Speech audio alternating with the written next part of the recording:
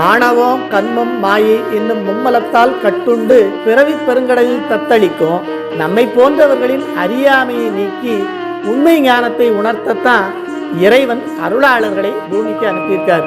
அவர்கள் வாயிலாக தானே அருளி செய்ததுதான் 12 திருமுறைகளும் 14 மெய்கண்ட சாத்திரங்களும்.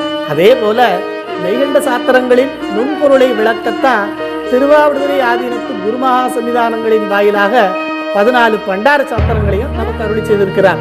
அதையெல்லாம் குருமுகமாக கேட்டு உணர்ந்து தம் வாழ்க்கையில கடைபிடித்து ஒழுகாம மனம் போன போக்குல வாழ்றது, அதே போல உண்மை நெறியை காட்டாத பலரின் வாய்ஜாலத்துல மயங்கி அவங்க காட்டின வழியில போய் தடுமாறி விடுறது, இது மாதிரி செயலை செய்யறவங்க நம்ம கோமதிக்கு ரொம்ப தூரத்துல இருக்காங்க. பேரறிஞர் பலர் தந்தார் பெருநூல்கள் பலவற்றார் சீரடையும் சிலர் நிற்க திருந்தாத பெரும்பாலார் காரணவு தம்மறிவை கலகல நூல் மலிந்தழுக்க தூர நெறி போனாரும் துணையடிக்கு கோமதியேன்னு கோமதி சதரத்ன மாலையில திருவாவடுதுறை ஆதீன வித்வான் சித்தாந்த பண்டித பூஷணம் சிவஸ்ரீ ஈஸ்வரமூர்த்தி பிள்ளை நமக்கு தெரிவிக்கிறாங்க.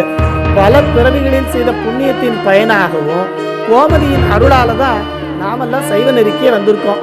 வந்த பிறகும் திருமுறைகளை ஓதுறது, சாத்திர விசாரணை பண்றது, இதையெல்லாம் செய்யாம சிறுதெய்வ வழிபாடு பண்ணுவது, தவறான மார்க்கங்களை கடைபிடித்து ஒழுகுவது, எல்லாத்துக்கும் மேல இறை வழிபாடு பண்ணாம காலத்தை வீணே பொழுதுபோக்கு விஷயங்கள்ல கழிக்கிறது, இதையெல்லாம் பண்றவங்க எப்படி நல்ல கதி அடைய முடியும்? நானும் அது மாதிரி வழிகளில் போய் கஷ்டப்படாம கோமதி நீதான் உன் திருவடி பேற்றை வணங்கும் நல்ல அறிவை எனக்கு கொடுத்து அருளணும்.